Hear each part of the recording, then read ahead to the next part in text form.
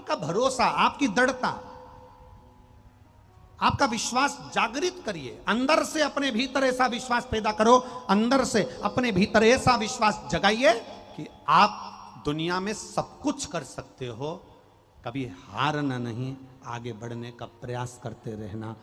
पार्वती मैया ने शिव तत्व को जाना, शंकर भगवान की ऐसी आराधना माता पार्वती जी ने करी, ऐसी आराधना माता पार्वती ने करी। शिव को अपने बनाने के लिए माता पार्वती हमेशा सुख रहकर आराधना में, तप में, साधना में लीन रहती।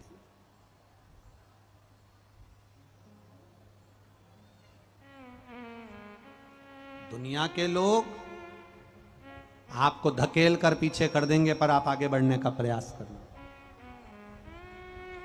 शिव महापुराण की कथा कहती है, भगवान भी ऐसे ही कहता है, तू सब दुनिया के लोग तुझे पकड़कर पीछे करेंगे, दुनिया के लोग तुझे खींच कर पीछे करेंगे, पकड़ कर पीछे करेंगे, पर तू मंदिर में जाकर दरवाजा खोलकर एक लोटा अगर तूने जल चढ़ा लिया तो फिर तू मेरा हो गया और मैं तेरा हो गया। दुनिया खींचती रहेगी, तू मेरा मैं तेरा हो जाऊंगा। दुनिया खींचेगी, पकड़ कर पीछे कर देगी, फिर पकड़ेगी, फिर पीछे करेगी। कोई ताना देगा, कोई गाली देगा, कोई अपशब्द कहेगा, कोई कुछ। पार्वती जी के जीवन में भी यही हुआ। माता पार्वती जी के जीवन में हुआ क्या? कितना कितना ताना माता पार्वती जी को दिया गया है, कितने कितने अपशब्द माता पार्वती जी को कहे गए। पार्वती जी से यहां तक कह दिया गया था, आपको अगर विवाह करना है तो भगवान विष्णु के साथ कर लो। 33 कोटि देवी देवता हैं, किसी के साथ विवाह कर लो, पर शंकर भगवान के साथ विवाह मत करना।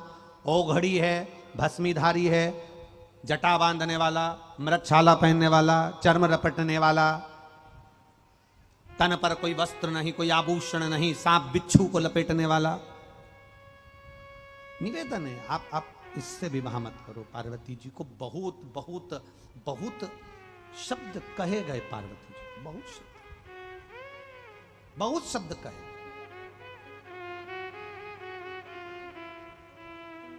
दुनिया के लोग, जब महादेव का नंबर आता है ना, शिवलिंग का जब नंबर आता है, तो हंसी उड़ाने वाला उनको समझ नहीं पाता।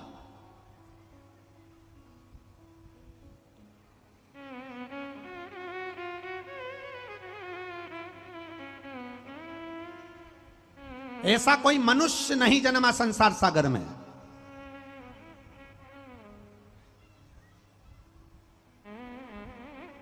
ऐसा कोई मानव नहीं जन्मा संसार सागर में जिसके शरीर में शिवलिंग का स्थान नहीं हो। ऐसा कोई मानव नहीं जन्मा संसार सागर में।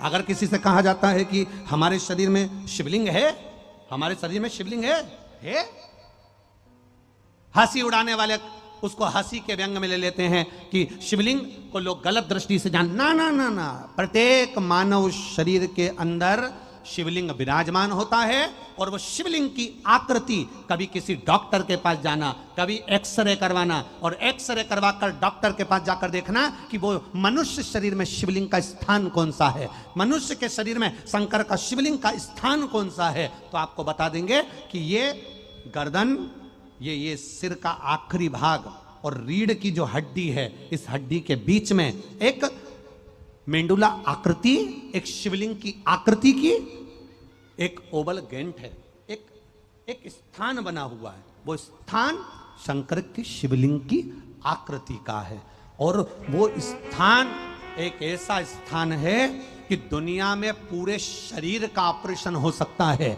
दुनिया में पूरे शरीर को काटा जा सकता है, दुनिया में पूरे शरीर को विच्छेदित किया जा सकता है, दुनिया में पूरे शरीर को ऑपरेट किया जा सकता है, ऑपरेशन किया जा सकता है, पर सिर के नीचे से और रीढ़ की हड्डी के बीच में जो स्थान होता है, जिसको शंकर भगवान का स्वरूप सुंदर मेंडुला स्थान कहते हैं, उसका ऑपरेशन कभी जिंदगी में नहीं हो सकता। उसी तरह जैसे शंकर भगवान की जलाधारी को कभी लांगा नहीं जा सकता, उसी तरह इसका ऑपरेशन कभी नहीं हो सकता। अच्छा डॉक्टर भी नहीं कर सकता, क्योंकि इसको ऑपरेट कर ही नहीं सकते।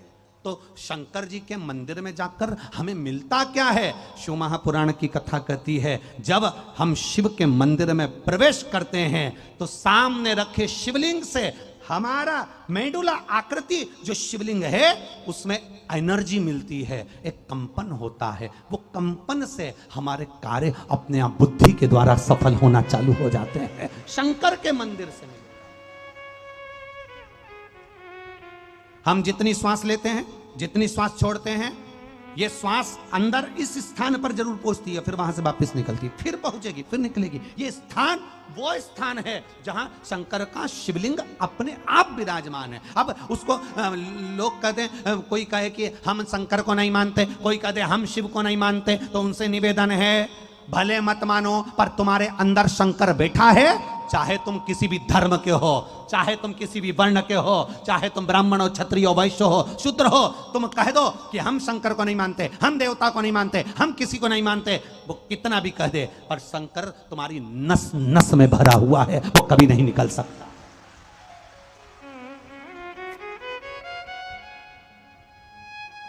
वो कभी नहीं निकल सकता, वो तुम्हारे भीतर भरा है। और जो कहता है कि मैं शंकर को नहीं पूछता, तो उससे निवेदन यहां से निकाल कर भी फेंक दे, तब जाने तू शिव को नहीं पूछता। शंकर भगवान के मंदिर में जब हम जाकर, लोग पूछते हैं महाराज आखिर जल चढ़ाने से, पीने से लोगों के रोग क्यों मिट रहे हैं? आखिर ये दुनिया के लोग इस बेलपत्री को चढ़ाते थे और लोग कचरे में, निर्माल्य में विसर्जन कर देते थे। आज मंदिर में बेलपत्र नहीं बच रही है, बेलपत्र मिलती है, लोग उठा कर ले जाते हैं, खा लेते हैं। आखिर इस बेलपत्र में ऐसा क्या है? शंकर पे चढ़े हुए जल में ऐसा क्या है? क्यों आज तक दुनिया के लोग इस जल को नहीं पहचान पाए? दुनिया के लोग आज तक इस बेलपत्र को क्यों नहीं पहचान पाए? बस उठाया, निर्मल्य में डाल दिया, विसर्जन में डाल दिया, नदी में डाल दिया, गंगा में विसर्जन कर दिया। अब लोग आज जान क्यों रहे हैं ऐसा क्या है? उसका शिव महापुराण और वैज्ञानिक इस पर रिसर्च कर रहे हैं, और उसमें रिसर्च निकाला कि जब पानी पिया जाता है शंकर पर चढ़ा हुआ, वो जल की तरंग का स्वाद पीछे हमारे शिवलिंग तक जाता है, जिससे वो नस के अंदर बारीक बारीक नसों में प्रवेश करता है और हमारी शुगर, बीपी, थायराइड, गठिया, कैंसर, किडनी, लीवर तक के रोग को अच्छा कर देता है। वो जल साधारण नहीं होता।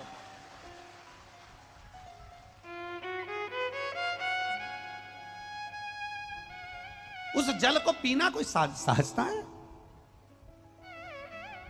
जो शंकर भगवान के विरोधी हैं, जिन्होंने धर्म और शास्त्र को अच्छे से नहीं ज्ञान करा, केवल ऊपर ऊपर पढ़ाई करी, वो तुरंत कह देते हैं शंकर जी पे चढ़ा हुआ जल नहीं पीना चाहिए, नारी को शंकर जी के शिवलिंग का स्पर्श नहीं करना चाहिए। वो तुरंत कह देते हैं शंकर जी पे चढ़ी हुई बेलपत्र नहीं खाना चाहिए। वो कह देते हैं शंकर जी पे चढ़ा हुआ प्रसाद नहीं पाना चाहिए। वो कह देते हैं ये ना करिए, वो ना करिए। जो तुमसे कहें कि शंकर जी के चढ़ा हुआ जल मत पियो, शंकर जी पे चढ़ी हुई बेलपत्र मत खाओ, ऐसे ज्ञान देने वाले एक दिन तुम्हारे सामने आकर कह देंगे तुम तो तुम्हारे बाप को भी बाप मत कहो। ये आकर तुमसे कहेंगे तो क्या तुम उनका कहना मान लोगे? क्या तुम उनके कहने में चल जाओगे? अपना विश्वास दृढ़ करिए, अपने भरोसे को पक्का करिए। जिस दिन आपका विश्वास, आपका भरोसा पक्का हो जाएगा कि मैं शंकर जी पे चढ़ा हुआ जल पी रही हूं और ये मेरा विश्वास कहता है कि मेरा रोग समाप्त होगा, तो ये पक्का है, रोग समाप्त होकर ही मानेगा। एक बेलपत्र का फल क्या है? शंकर पे चढ़े हुए जल का फल क्या है? उसकी महत्वता क्या? हमने आपको पहले भी कहा, शरीर में अगर पत्थरी हो जाती है, स्टोन हो जाता है, तो बाबा पर चढ़ी हुई दुर्वा या बेलपत्र का प्रयोग आपके लिए जीवन में सफलता देगा, फल देगा।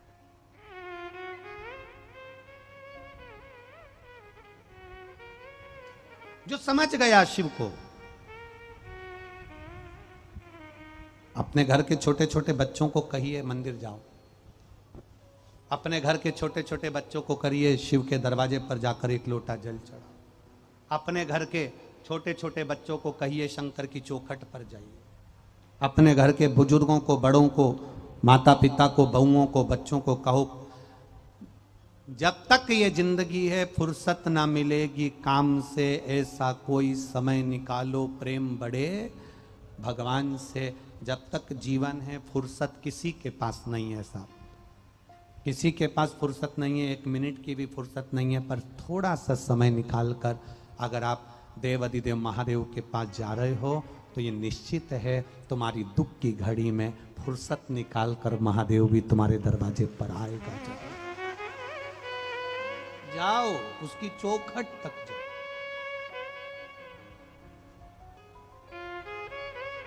सुनो महापुराण की कथा विश्वास के लिए सुनो, भरोसे के लिए सुनो।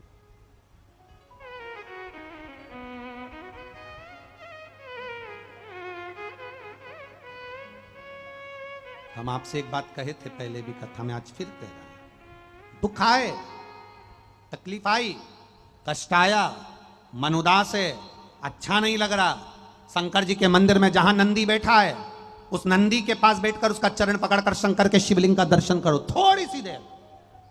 हम आधा घंटा भी नहीं कहेंगे कि आधा घंटा मंदिर में बैठना, हम आपसे यह भी नहीं कहेंगे कि तुम 1 घंटा मंदिर में बैठना, 5 मिनट भी बैठना तो शंकर भगवान के मंदिर में। जब तुम्हारा हृदय दुखी हो जाए, तुम्हारे भीतर तुम्हें लगे कि आज मुझे अच्छा नहीं लग रहा, बहुत दुनिया के लोगों ने मेरे साथ बुरा कर दिया, मैं कष्ट में हूं, मेरा काम नहीं हो रहा, मेरी तकलीफें बढ़ती चली जा रही, तब शंकर के उस नंदीश्वर महादेव का नाम स्मरण कर कर शंकर के शिवलिंग का दर्शन नंदी के पास बैठ कर करिए। उसका फल आपको जो मिलेगा आप जिंदगी भर नहीं भूल पाओगे कि फल क्या है।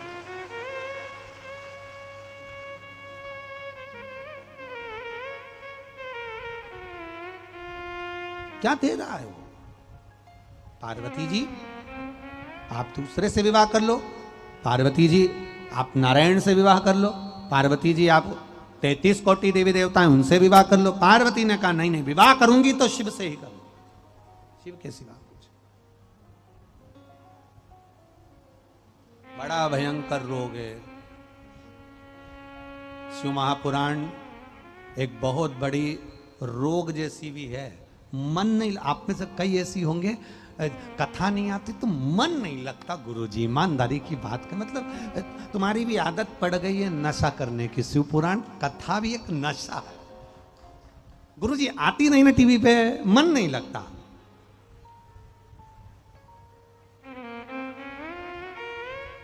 अच्छा कई लोग तो ऐसे भी हैं, वो कथा सुनने आते हैं तो कई लोग कह देते हैं वो तुम्हारा मुंह नहीं दिखता ना इसलिए हम आनंद ही नहीं। कथा सुनने आए हो कि मुंह देखने आए हो? अरे गुरुजी तुम कथा के बीच बीच में जो नोटंकी करते हो ना, अब उनसे क्या कोई नोटंकी है? अरे गुरुजी बस आपका चेहरा दिखना चाहिए और हमारी को कथा सुनने को मिल जाए। शिव पुराण कर रही, शंकर का संवाद कर रहा है, शिव तत्व कह रहा है, शंकर का गुणगान कर रहा है, आप दिखो तो आनंद। वो एक लाइन आप लोग कहते हो ना, अरे मैं हूं प्रेम रोगी मेरी दवा तो कराओ, जाओ जाओ जाओ। अरे तुमने कहा कह दिया वेद को बुलाओ, पूरा तो सुनो। अरे जाओ जाओ जाओ देवघर वाले को बुलाओ, मैं हूं प्रेम रोगी मेरी दवा तो कराओ। अब तुम बोलो वही लाइन, जाओ जाओ जाओ देवघर वाले को बुलाओ, मैं हूं प्रेम रोगी मेरी दवा तो। सुबह उठूं तो शिव है, शाम सोऊं तो शिव है। सवेरे से उठकर 1 लोटा जल लेकर मंदिर तक जाना, शाम को सोने से पहले शिव महापुराण का संवाद सुनना, घर में रोज प्रतिदिन गुरुदेव कम से कम 5-10 बार बोल लेती हूं श्री शिवाय नमस्तुभ्यम। ये श्री शिवाय नमस्तुभ्यम ये भी औषधि है, ये भी औषधि से कम नहीं है, ये भी औषधि है। हम तो यहां तक कहेंगे अगर मौका मिले तो, इस व्यासपीठ से कहने में पीछे नहीं हटेंगे, अगर यहां तक कहेंगे कोई मरीज को भी देखने जा रहे हो, हॉस्पिटल में आपके रिश्तेदारों को देखने जा रहे हो, किसी के घर पर किसी बुजुर्ग को, किसी मरीज को देखने जा रहे हो, तो निवेदन है उसके सामने जब खड़े हो, जब बात पूरी हो जाए या बात चालू हो, उससे पहले उस मरीज के लिए ठीक होने के लिए अपनी दृष्टि से उसको देखते देखते श्री शिवाय नमस्तुभ्यम, श्री शिवाय नमस्तुभ्यम, श्री शिवाय नमस्तुभ्यम, श्री शिवाय नमस्तुभ्यम 5 बार बोल लो और बाबा से प्रार्थना करो। दूसरी बार जब घर आओगे थोड़े दिन में सूचना मिलेगी वो ठीक हो गई, उसको आराम लग गया। शंकर के मंत्र में भी औषधि है।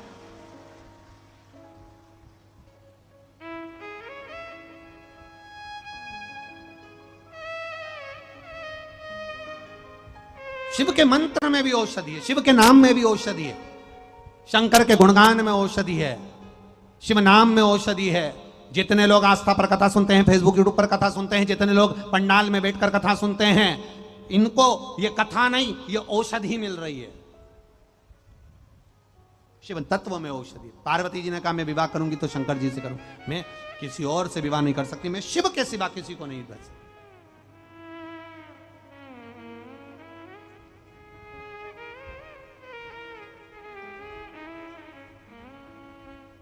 और होता है शिव नाम जब चित्त में समाहित हो जाए तो कुछ अच्छा नहीं लगता, कुछ भी। खानो नहीं भावे मने, पीनो नहीं भावे रे, दौड़ दौड़ मन सत्संग जावे रे।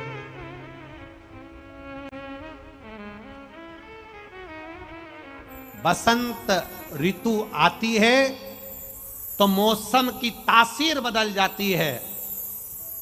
बसंत ऋतु आती है तो मौसम की तासीर बदल जाती है। और जिस गांव में, नगर में, शहर में शिव महापुराण आती है, उस नगर की तकदीर बदल जाती है। ये निश्चितता है। शमशान वासी सब दुख काट मारा, ओ भोला सब दुख काट मारा। भगवान शिव ने पार्वती जी के विश्वास को जीता। पार्वती जी का विश्वास जब प्रबल हुआ तब देवाधिदेव महादेव ने माता पार्वती को स्वीकार किया। मंगल विवाह हुआ, समय बीता, श्री गणेश जी महाराज का प्रागट्य हुआ। आपका विश्वास जीतता, भरोसा जीतता।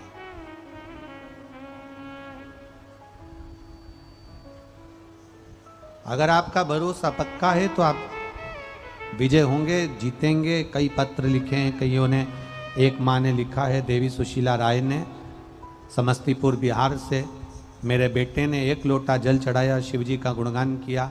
मेरा बेटा रेलवे ग्रुप डी में उसकी नौकरी लगी है। बहुत बहुत साधुवाद है आपको। शिव तत्व की ओर अगर हम जागरूक हुए हैं, शिव हमको प्रदान करता है। बाबा देवाधिदेव महादेव हमको देता है।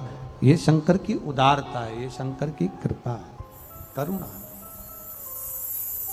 श्री गणेश जी महाराज पधार रहे हैं। जोरदार ताली बजाकर स्वागत करें।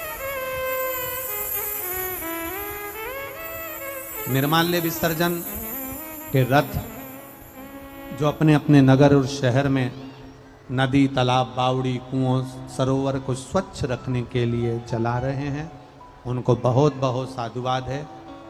देवाधिदेव महादेव की कृपा आप सभी पर बनी रहे, भाव से स्मरण करते रहें। सभी को साधुवाद श्री गणेश जी महाराज के प्रागट्योत्सव का।